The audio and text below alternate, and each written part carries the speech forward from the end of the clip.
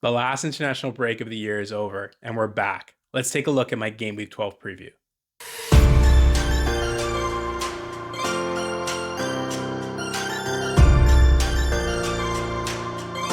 Welcome to my channel, this FPL Game Week, where I, your host, Femi, aka FPL Big Frem, are with you every game week with a goal to help you get up the ranks, share strategies and tips, and just try and persist in this crazy game. If you like what you're seeing here, please like and subscribe below. In this video, we're going to look at our Game Week 11 review, take a look at how the team did. We're also going to look ahead to Game Week 12 and see how we're currently lined up. And then we're going to take a look at our FPL green line. So Game Week 11, we finished on 62 points, driven by the Saka captaincy choice going against Haaland, and that really has paid off to give me a top 3K rank. Obviously, the only way we can go here is down. Very surprised at being this high really ranked, but it's been a great season thus far, and we do want to keep it going. We do have some issues with the team in Gabriel and Semenyo that we can talk about later. But just going back to Saka, he went against the herd by going with Saka, and really pleased to see the result. He's on pens. He is the talisman. And for those of us who are on a double Arsenal defense, there is this view that having Saka, a consistent star, if you can see my last video on top 3 tips for sustained FPL success, I talk about game of stars, and Saka is definitely one of them, and he's leading the way for Arsenal and has been for the last few seasons. He has the captain's armband. He has the since Odegaard is out, and he has a lot of the responsibility on his shoulders. So I do expect him to continue to perform and do well for us in our teams moving forward. And so for those who are on Arsenal double defense, you might be wanting to consider him, as his ownership is under the 20% mark currently. So when we take a look at our team, we can start from the goalkeeper with Leno.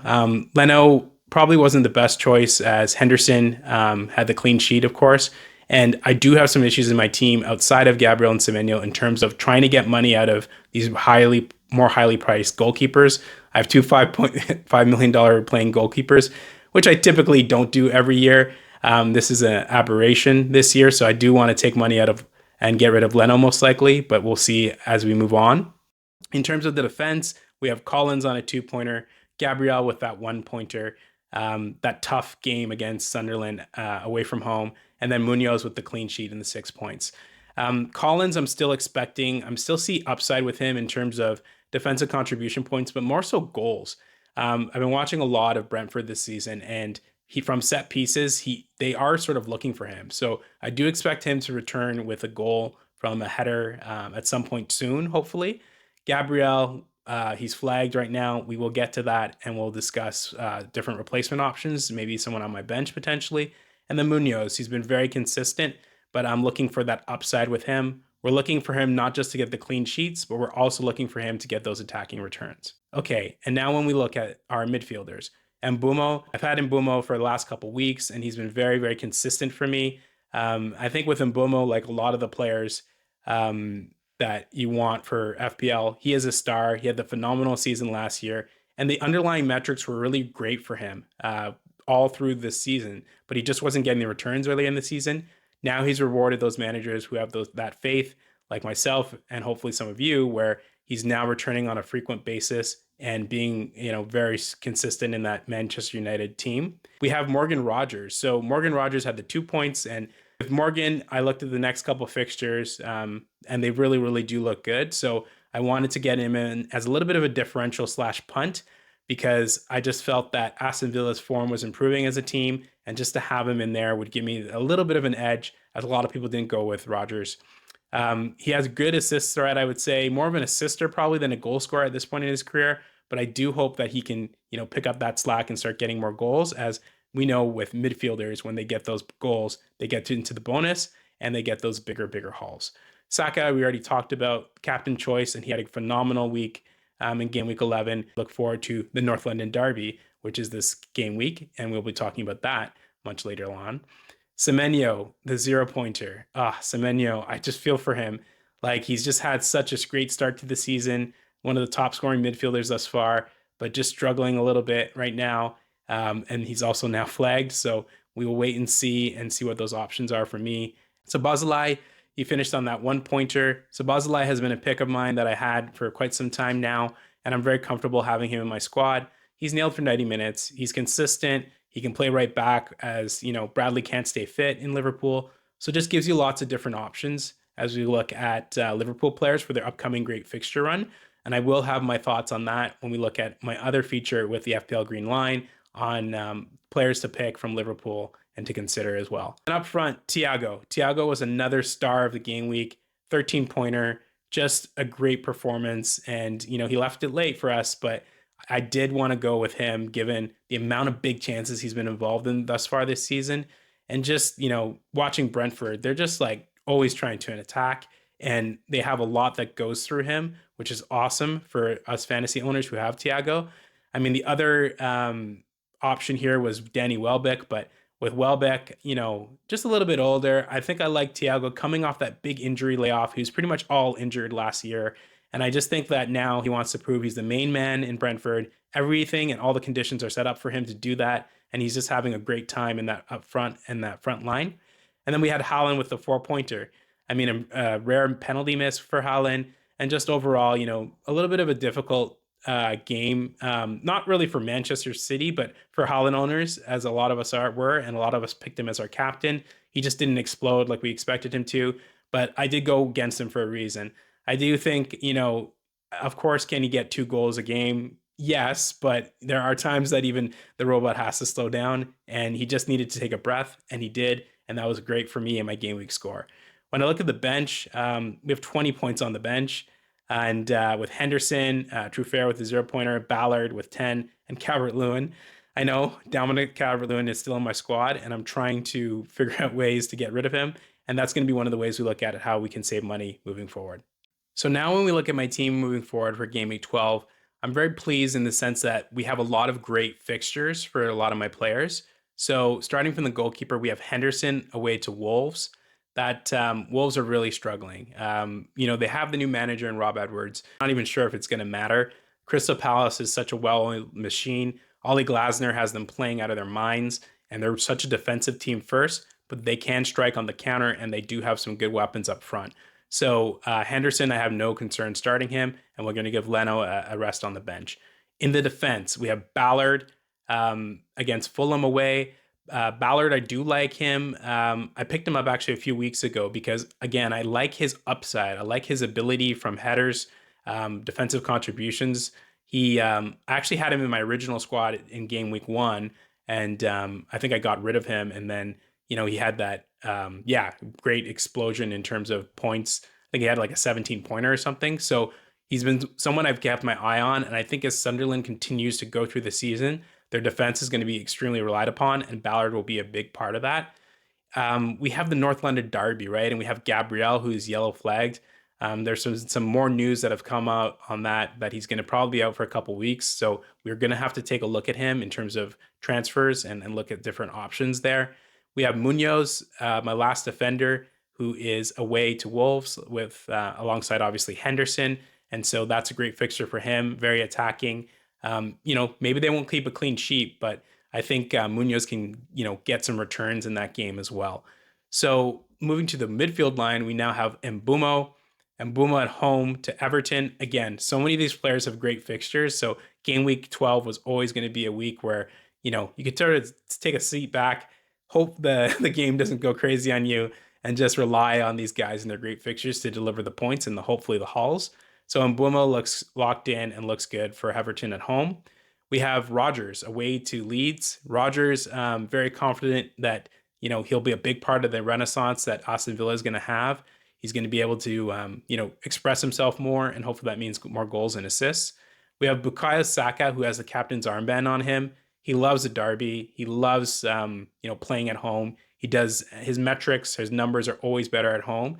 So I'm very confident in him being my captaincy choice. But of course, as we get closer to the deadline, we can take a look at different options as well. Semenyo's currently flagged.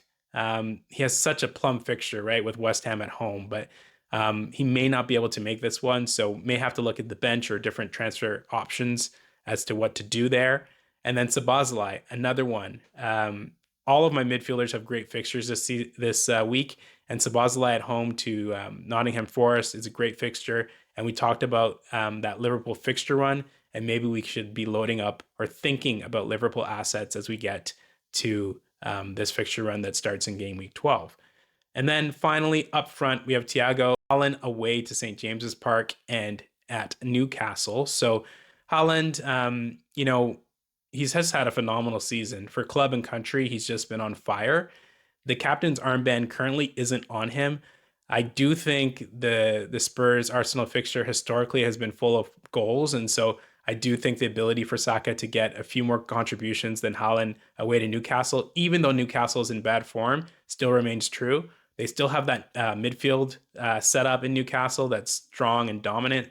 So we'll see what we can do there, but ultimately, I think Haaland will be handed the vice captaincy for this week so far. And then, the bench, we have Leno on the bench and Truffert, Collins, and Calvert-Lewin. So, I think I'm going to have to probably dip into my transfers. Starting Truffert against West Ham at home is not a bad idea. It could be a low-scoring game. West Ham doesn't really necessarily have the assets to, punish teams.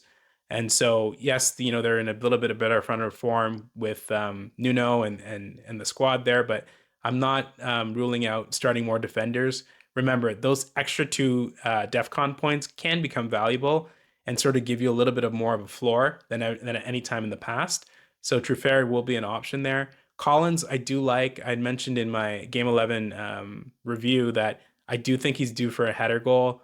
He is 4.9 million, so maybe not everyone wants to put that pricey defender in, and maybe you'd like to go for a 4.0 or a cheaper defender, but I've had him for quite some time, and I do think that overall he will be due for one of those types of goals, especially how Brentford is so good at set pieces. And then, of course, with DCL, we're just going to avoid him for now. He's not going to come into the squad. And, when we look at transfer plans and things of that nature, potentially we can move and shift that money out and see what we can do there.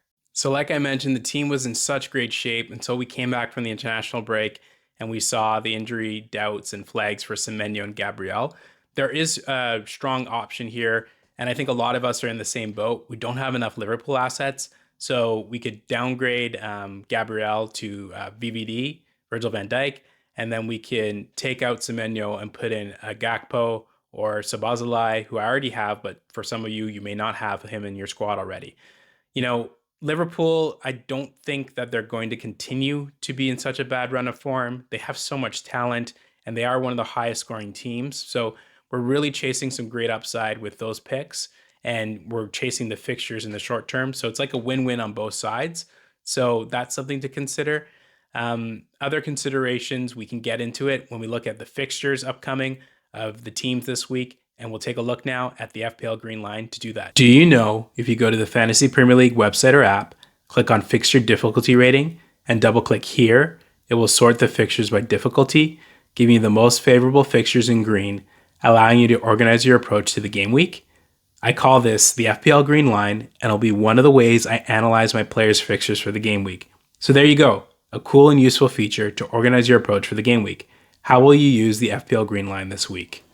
All right, so when looking at the FPL Green Line this week, it's a great week. There are 6 fixtures, so more than half the fixtures are green this week, and we have 3 traditional Big Six sides in Chelsea, Manchester United, and Liverpool dominating those fixtures, and that's where I'm going to start first. So when we look at these fixtures, I think the standout for the Big Six games is Liverpool at home to Nottingham Forest. Nottingham Forest, off the field, you can argue how they're being managed, but overall, the team hasn't really shown that many signs of life. Whereas in these other 2 games, other 2 fixtures in Burnley and Everton, they've at least shown some competitive nature. And I do back them a little bit more out of these 3 games as opponents to the Big Six clubs than a Nottingham Forest. With Liverpool at home to Nottingham Forest, I do expect Liverpool to get on a run again soon. I think the conditions are there from the fixture perspective. And I do think that the team is just a little bit too talented to sort of stay in this, these results, which, for the Premier League defending champion, I don't think they want to be there as well. So in terms of their assets, a lot of us don't have VVD in the squad yet. I think he's an obvious great pick for this next upcoming run if Liverpool can turn it around. I have Sabazalai in my team, and I would be potentially looking at another midfielder from Liverpool as Semenyo is now flagged, and we don't know how long for he's going to be out. And so that could be a good option. I had Gakpo in my squad earlier in the year, and I do think he's a great asset because he will go and look for that goal threat and try and get you those goals.